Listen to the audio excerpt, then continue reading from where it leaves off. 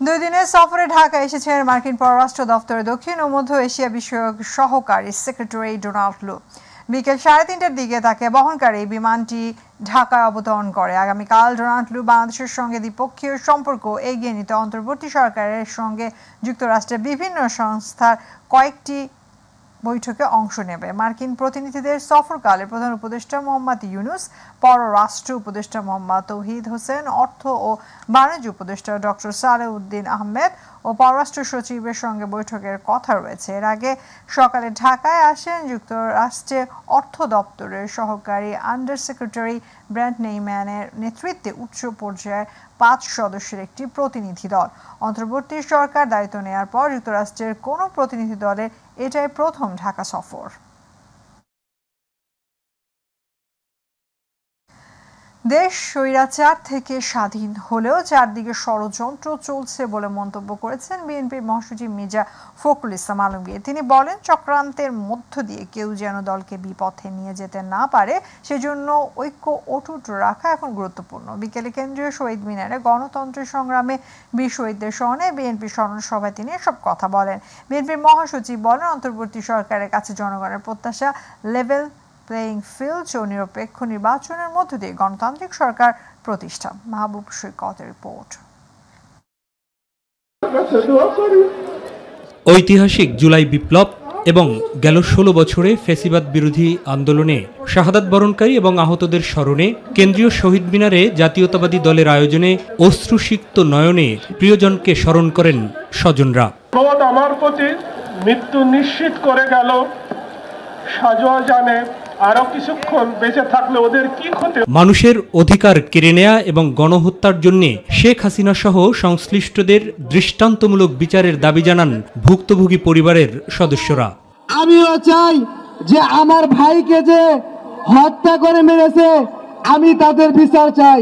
ষড়যন্ত্র এখনো থেমে নেই মন্তব্য করে নেতাকর্মীদের সজাগ থাকার আহ্বান জানান বিএনপি মহাসচিব। একটাই শুধুমাত্র সতর্ক থাকতে হবে, চক্রান্তের মধ্য দিয়ে আমাদেরকে কেউ যেন আপনার বিপথে নিয়ে যেতে না পারে, আমরা যেন কোনো মতেই সেই লক্ষ্য পথ না হারাই। এই অন্তর্বর্তীকালীন সরকারের কাছে জনগণের প্রত্যাশা আকাশচুম্বী। জনগণ মনে করে যে এই প্রত্যাশা করে যে এই সরকার তাদের অনেকটা গণতান্ত্রিক ব্যবস্থা একটা লেভেল প্লেইং ফিল্ড তৈরি করে দেবে, গণতন্ত্রের প্রতিষ্ঠানগুলোকে আবার তারা সংস্কার করে এমন একটি জায়গায় আনবে যেখানে সত্যিকার অর্থেই একটা অর্থবহ নির্বাচনের মধ্য দিয়ে, নিরপেক্ষ নির্বাচনের মধ্য দিয়ে আমরা একটা গণতান্ত্রিক রাষ্ট্র, গণতান্ত্রিক সমাজ প্রতিষ্ঠা করতে পারি। গণতান্ত্রিক শক্তিকে ঐক্যবদ্ধ থাকারও আহ্বান জানান মির্জা ফখরুল ইসলাম আলমগীর। আমরা সবাই বলছি যে আমরা স্বাধীন হয়েছি, হয়তো স্বাধীন হয়েছি, হয়তো হয়েছি, এখনো চতুর্দিকে নাগিনীরা ছয়টা নিঃশ্বাস, সেই তাদের চক্রান্ত তারা বিভিন্নভাবে ছড়াচ্ছে এবং আমাদেরকে বিভক্ত করবার চেষ্টা করছে। আজকে আমাদের যেটা প্রয়োজন সবচেয়ে বেশি, তা হচ্ছে আমাদেরকে ইস্পাত যে ঐক্য, যে ঐক্য নিয়ে আমরা দীর্ঘ 16 বছর লড়াই করেছি, সেই ঐক্যকে অটুট রাখা এবং কোনো মতেই তাদের চক্রান্তে পা না দেওয়া। বৈরী আবহাওয়া এবং বৃষ্টি উপেক্ষা করে বিপুল সংখ্যক বিএনপি নেতাকর্মী অংশ নেন এই আয়োজনে। মাহবুব সৈকত, মাইটিভি, ঢাকা। একতরফা ও ডামি নির্বাচন করে নির্বাচন কমিশন গণতন্ত্র ধ্বংস করেছে বলে মন্তব্য করেছে নির্বাচন ব্যবস্থা সংস্কার কমিশনের প্রধান ডক্টর বদিউল আলম মজুমদার। তিনি বলেন, দেশের স্বাভাবিক পরিস্থিতিতে নির্বাচন হলে সব দলের অংশগ্রহণে নির্বাচন সম্ভব হবে। আওয়ামী লীগ পুনর্গঠিত না হলে তাদের বাদ দিয়ে নির্বাচন অগ্রহণযোগ্য হবে না। দুপুরে এক অনুষ্ঠানে তিনি এসব কথা বলেন। নির্বাচন কমিশনকে সাংবিধানিক প্রতিষ্ঠান হিসেবে গঠন করা হয়েছে, সাংবিধানিকভাবে স্বাধীন, 118 অনুচ্ছেদ অনুযায়ী আমাদের সংবিধানের স্বাধীন, এবং তাদেরকে সুরক্ষা দেওয়া হয়েছে। বিচারপতিদেরকে যেভাবে ওই যে চাকরিচ্যুত করা যায়, তাদেরকে সেই রকম ক্ষমতা দেওয়া, সেই রকম চাকরিচ্যুত করার বিধান করা হয়েছে। কিন্তু তারা, আমার মতে, তারা আমাদের সংবিধান লঙ্ঘন করেছে, সংবিধান লঙ্ঘন করেছে। একতরফা নির্বাচন, আমি আর ডামির নির্বাচন, তারপরে মধ্যরাতের নির্বাচন আমাদের গণতান্ত্রিক ব্যবস্থাকে ধ্বংস করেছে। যত শক্তিশালী নির্বাচন কমিশন গঠন করা হোক না কেন নির্দলীয় সরকার ছাড়া গ্রহণযোগ্য ভোট সম্ভব নয় বলে মন্তব্য করেছেন বস্ত্র ও পাট এবং নৌ পরিবহন মন্ত্রণালয় উপদেষ্টা ব্রিগেডিয়ার জেনারেল অবসরপ্রাপ্ত এম সাখাওয়াত হোসেন। রাজধানীতে ডেমোক্রেসি ইন্টারন্যাশনাল আয়োজিত এক আলোচনা সভায় তিনি এসব কথা বলেন। সাখাওয়াত হোসেন বলেন, বিগত সরকার পুলিশকে দানবে রূপান্তরিত করেছিল। পুলিশকে 7.62 mm রাইফেল দেওয়ার বিষয়ে তদন্ত করার কথা বলেছিলেন, কিন্তু তা ভুলভাবে উদ্ধৃত করা হয়েছে বলেও জানান তিনি। আমি মনে করি ইলেকশনের জন্য there has to be a kind of a neutral government. সেটা আপনি কেয়ারটেকার করেন, ইলেকশন সম্বন্ধীয় ইলেকশন পিরিয়ডের একটা সরকার বলেন, এটা পলিটিক্যাল পার্টিকে ডিসাইড করতে হবে যে তারা এই স্পেসটুকু দেবে কি দেবে না। না হলে আমার অভিজ্ঞতা 5 বছরের এবং আরো 5 বছর ধরে হায়ার স্টাডি, বাংলাদেশে it is not possible, humanly not possible, যত ভালোই নির্বাচন কমিশন হোক, যখন সরকার থাকে। আর আমাদের অভ্যাস হচ্ছে সরকার থাকা মানে আমরা সরকারি লোক। সেই হিসাবে যদি ভালো নির্বাচন করতে হয় তাহলে আমার মনে হয় যে একটা ইন্টারিম ব্যবস্থা থাকতে হবে। বিদেশি ঋণে ঝুঁকি না পড়ে নিজস্ব উৎস থেকে অর্থ যোগানে জোর দিতে হবে বলে জানিয়েছেন অর্থ উপদেষ্টা সালেউদ্দিন আহমেদ। আগারগাঁয়ে জাতীয় রাজস্ব বোর্ডের মাল্টিপারপাস হলে বাংলাদেশ সিভিল সার্ভিস অ্যাসোসিয়েশনের উদ্যোগে আয়োজিত অর্থ আইন 2024-এর মাধ্যমে প্রত্যক্ষ করের ক্ষেত্রে আনিত পরিবর্তনগুলোর উপর আলোচনা সভায় তিনি কথা জানান। অর্থ উপদেষ্টা বলেন, সরকারের এই মুহূর্তে অর্থের প্রয়োজন, তাই সরকারি অর্থের অপচয় কমাতে হবে। একই সাথে কর্মকর্তাদের প্রতি অর্থ উপদেষ্টা বলেন, করদাতাদের মনে যেন ভীতি তৈরি না হয়, করদাতাদের প্রতি ন্যায় বিচার করা হবে বলেও আশ্বস্ত করেন উপদেষ্টা। আমরা চাই না তাদের কাছে ডিপেন্ডেন্ট হতে। বাইরের থেকে টাকা আনার অনেক লোক আছে, আবার সেই টাকাটা প্রজেক্টটা আনার জন্য কিন্তু বহু লোক, সেখানে যদি দেশি অর্থ দরকার হয় হয়তো বাইরে থেকে যে অর্থ আনতে হয় আমরা। আর করের বিষয়টা প্রত্যক্ষ কর কিন্তু সবচেয়ে ইম্পর্টেন্ট। মানে আমি সবসময় বলি যে বাংলাদেশ কিন্তু অপেক্ষাকৃত রাজস্বের প্রত্যক্ষ করটা কিন্তু রিলেটিভলি কম, পরোক্ষ করটা বেশি। কয়েকদিনের টানা বিক্ষোভের পর আজ সারা দেশে তৈরি পোশাক কারখানাগুলো খুলেছে। সকালে বৃষ্টি উপেক্ষা করে কারখানায় প্রবেশ করেন গার্মেন্টস শ্রমিকরা। পোশাক কারখানা নিরাপত্তা নিশ্চিত করতে মাঠে রয়েছে সেনাবাহিনী, বিজিবি ও শিল্প পুলিশের একাধিক টিম। শিল্প পুলিশ জানায়, অল্প সংখ্যক কারখানা ছাড়া প্রায় সব প্রতিষ্ঠান খুলেছে। কোথাও কোনো বিশৃঙ্খলা নেই, তবে সাধারণ ছুটি ঘোষণা করা হয়েছে 13টি ও অনির্দিষ্টকালের জন্য বন্ধ রয়েছে 36টি কারখানা। অনেক ফ্যাক্টরিতে শ্রমিক এসেছে, অনেক ফ্যাক্টরি খুলে দিয়েছে। এর মধ্যে আগে যেই ফ্যাক্টরি বন্ধ ছিল 133টা এবং 86টা, 86টার মধ্যে এখন 36টা বন্ধ আছে 13-1 ধারায়, আর 133টার মধ্যে 13টা শুধু বন্ধ আছে, আর বাকি সব ফ্যাক্টরি খুলে দিয়েছে এবং কাজ চলছে। শ্রম ও কর্মসংস্থান মন্ত্রণালয়ের উপদেষ্টা আসিফ মাহমুদ সজীব ভুইয়া বলেছেন, শ্রমিকদের নাম করে বহিরাগত যারা আন্দোলনের নামে বিশৃঙ্খলা করবে তাদের বিরুদ্ধে সর্বোচ্চ কঠোর ব্যবস্থা নেওয়া হবে। দুপুরে আশুলিয়াস্থ তৈরি পোশাক কারখানাগুলো চলমান সংকট ও উত্তরণের পথ নিয়ে মত বিনিময় সভায় তিনি এসব কথা বলেন।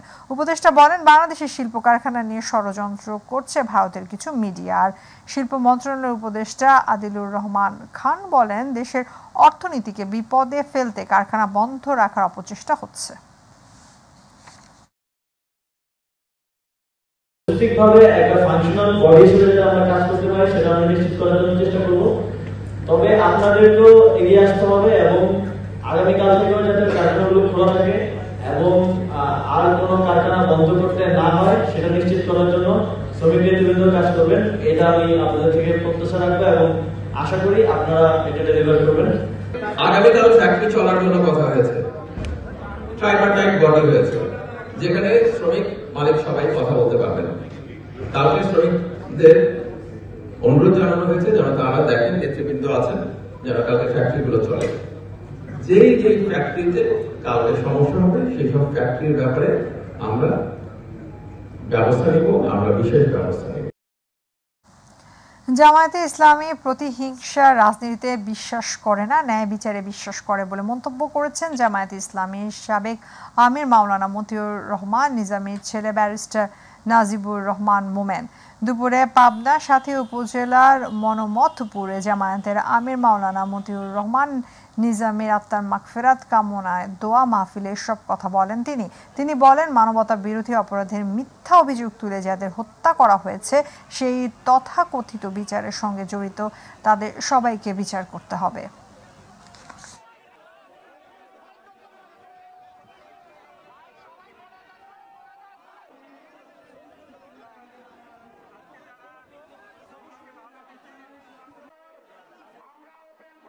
সামনের বাংলাদেশ বড় আশার বিষয় হলো তরুণ সমাজ।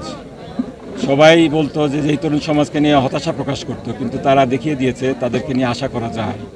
তো এই তরুণ সমাজ, আমাদের যে জনসংখ্যা একটা বড় অংশ এই তরুণ সমাজ, তারা যেভাবে একটি সফল বিপ্লব সংগঠিত করলো, এর থেকে অবশ্যই আশাবাদী হতে পারি আমরা যে ভবিষ্যতে এই তরুণ সমাজই একটা সুখী সমৃদ্ধ বাংলাদেশ গড়বে। বঙ্গোপসাগরে সৃষ্ট নিম্নচাপ গভীর স্থল নিম্নচাপে পরিণত হওয়ায় দেশ জুড়ে চলা ভারী থেকে অতি ভারী বৃষ্টিপাত আগামীকালও কিছু কিছু স্থানে অব্যাহত থাকবে বলে জানিয়েছে আবহাওয়া অধিদপ্তর। অব্যাহত বৃষ্টিতে বন্যা দুর্গত এলাকায় পানি কিছুটা বাড়লেও বড় কোনো প্রভাব পড়ার আশঙ্কা নেই। এদিকে আগামী 16 সেপ্টেম্বর বৃষ্টির পরিমাণ অনেকটাই কমে আসবে বলেও নিশ্চিত করেন আবহাওয়াবিদ আব্দুর রহমান। আমেনা হীরার রিপোর্ট।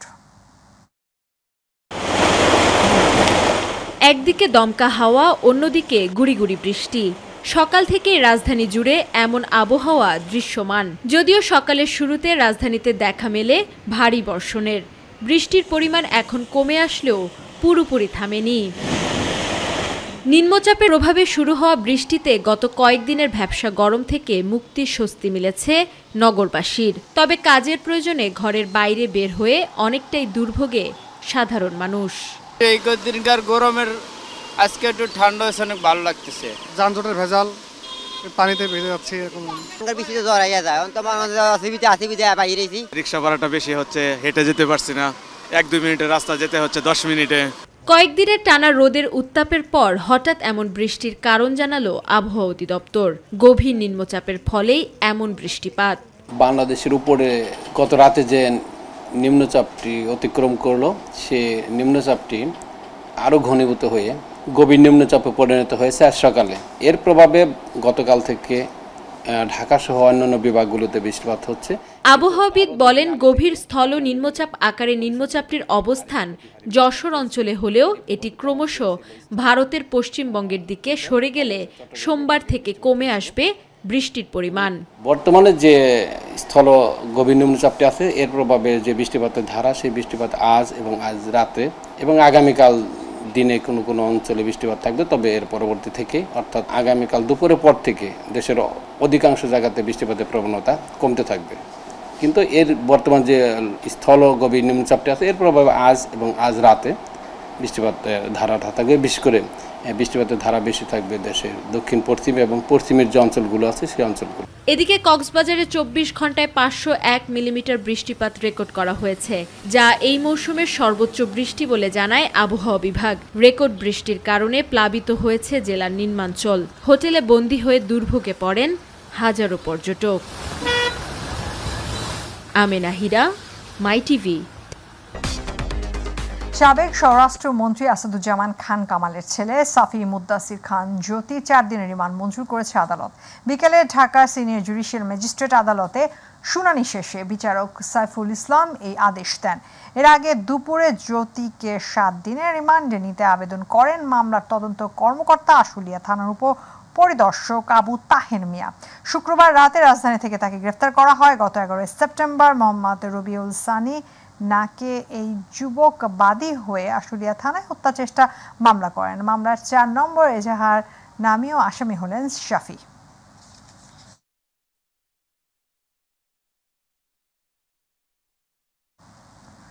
চট্টগ্রামে সীতাকুণ্ডে শিপইয়ার্ডে বিস্ফোরণের ঘটনায় দগ্ধ জাহাঙ্গীর আলম ও বরকতুল্লাহর নামে আরও 2 জন মারা গেছেন। এ নিয়ে ঘটনায় মারা গেলেন 5 জন। শনিবার ভোরের দিকে জাতীয় বার্ন ও প্লাস্টিক সার্জারি ইনস্টিটিউটের আইসিইউ চিকিৎসাধীন অবস্থায় মারা যান তারা। বার্ন ইনস্টিটিউটের আবাসিক চিকিৎসক তরিকুল ইসলাম জানান, ভোরে বার্ন ইনস্টিটিউটে চিকিৎসাধীন অবস্থায় জাহাঙ্গীর আলম ও বরকতুল্লাহ মারা যায়। এদের মধ্যে জাহাঙ্গীর আলমের শরীরে 70% ও বরকতুল্লাহ শরীরে 60% দগ্ধ ছিল। এ নিয়ে হাসপাতালে 7 জনের মধ্যে 4 জনের মৃত্যু হয়েছে।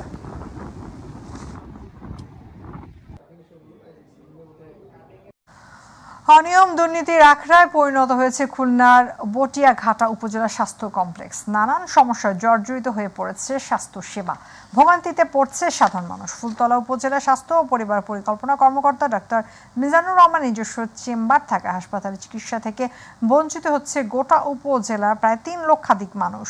প্রতিনিধি শিশির রঞ্জন মল্লিকের রিপোর্ট, জানাচ্ছেন শামস তাবরিজ উচ্ছ্বাস। খুলনার বটিয়াঘাটা উপজেলায় প্রায় 3 লাখ মানুষের স্বাস্থ্যসেবার অন্যতম আশ্রয়স্থল উপজেলা স্বাস্থ্য কমপ্লেক্স। দিন দিন অনিয়ম দুর্নীতি বেড়েই চলছে স্বাস্থ্য কমপ্লেক্সটিতে। বটিয়াঘাটার যে অবহেলিত মানুষ তাদের স্বাস্থ্য কমপ্লেক্সে আসে, তারা মূল্যায়ন পায় না, তাদের মূল্যায়ন করে না, অবহেলা করে। রোগীদের অভিযোগ, চিকিৎসক থাকলেও নিয়মিত অফিস করেন না কেউই। আবার বিনামূল্যে ওষুধ দেওয়ার কথা থাকলেও তা থেকে বঞ্চিত হচ্ছেন সাধারণ মানুষ।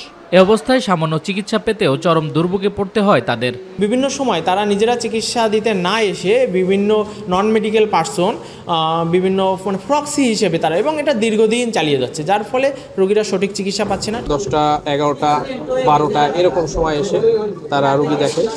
তাই এই সময়ের মধ্যে দেখা যাচ্ছে কি অতিরিক্ত রোগী ওখানে জড়ো হয়ে যায়। লিজ দিয়ে টাকা খায় এবং এই অ্যাম্বুলেন্সটা সে তার নিজের ব্যক্তিগত কাজে লাগায়। হাসপাতালের কোনো রোগী আসলে তাকে ট্রান্সফার করে পাঠিয়ে দেওয়া হয় খুলনা মেডিকেলে। সাধারণ রোগীদের জন্য হাসপাতালের সরকারি অ্যাম্বুলেন্সও ব্যবহার করতে দেন না দায়িত্বে থাকা কর্মকর্তা। এছাড়া রোগীদের বিভিন্ন টেস্টের জন্য পাঠানো হয় বেসরকারি হাসপাতালে, ফলে বেশি টাকা দিয়ে পরীক্ষা করতে হচ্ছে রোগী ও স্বজনদের। 3 লক্ষাধিক জনসাধারণ চিকিৎসা সেবা থেকে ব্যাহত। এখানে কোনো রোগী নিয়ে গেলে রেফার করে দেয় সাথে সাথে গেটেরতেই। টেস্টগুলো আমাদের বোটাকাটা হসপিটালে হয়, কিন্তু মিজান সাহেব আমাদের ওই উপসময়ে পাঠাইছে। সেখানে আমি কোনো ট্রিটমেন্ট পাই নাই এবং ওরা যাওয়ার সঙ্গে সঙ্গে আমাকে 250 বেডে পাঠাই দেওয়া হয়েছে। বটিয়াঘাটা উপজেলা স্বাস্থ্য কর্মকর্তা মিজানুর রহমানের নামেও রয়েছে নানা অনিয়ম। তবে অভিযোগের বিষয়ে তার সাথে যোগাযোগ করা হলে ক্যামেরার সামনে কথা বলতে রাজি হননি তিনি।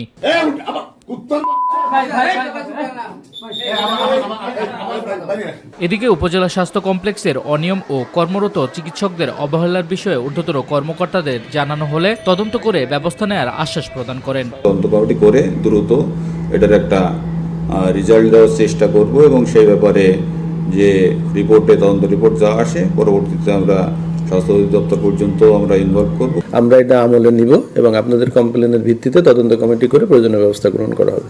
তদারকি না থাকা আর অন্যায়ের বিচার না হওয়াতে দিন দিন ধ্বংসের মুখে পড়ছে তৃণমূলের স্বাস্থ্যসেবা। শামস তাবরিজ উচ্ছ্বাস, মাই টিভি নিউজ ডেস্ক। আর যেন কোনো ফ্যাসিবাদ জাতির ঘাড়ে চেপে না বসে এবং মানবিক দেশ গড়তে লেখনের মাধ্যমে আরও বেশি ভূমিকা রাখার প্রত্যয় নিয়ে অনুষ্ঠিত হয়েছে কবিতা বাংলাদেশের আয়োজনে কবি সম্মেলন।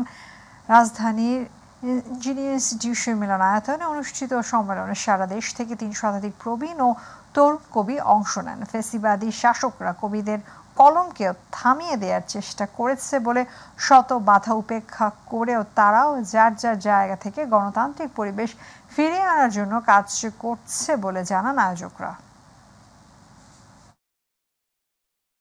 মূল লক্ষ্যটাই হচ্ছে কবিদেরকে সচেতন করা, আরও একটু ঝালিয়ে দেয়া যে আমরা জেগে আছি, জেগে থাকবো একটি সুন্দর বাংলাদেশ গড়বার জন্য, একটি কল্যাণময় পৃথিবী গড়বার জন্য আমাদের কলম আরও বেশি চলে উঠবে। সবচেয়ে বড় কথা হচ্ছে লিখতে হলে পড়তে হবে। আমাদের পড়াশোনা অনেক কমে গেছে। যখন পড়াশোনা বাড়বে, লেখার মানও বাড়বে, মানুষ তখন সাহিত্য অবশ্যই পড়বে। ফ্যাসিবাদের বিরুদ্ধে যেখানে যেভাবে সংস্কার দরকার, অর্থাৎ বিশেষ করে শিক্ষা, সাহিত্য, সংস্কৃতির দিকে, এদিকে সুস্থ সাংস্কৃতিক এবং সুস্থ শিক্ষা ব্যবস্থা, সেই সাথে সাথে সাহিত্য আন্দোলন, এগুলো চালিয়ে যেতে হবে।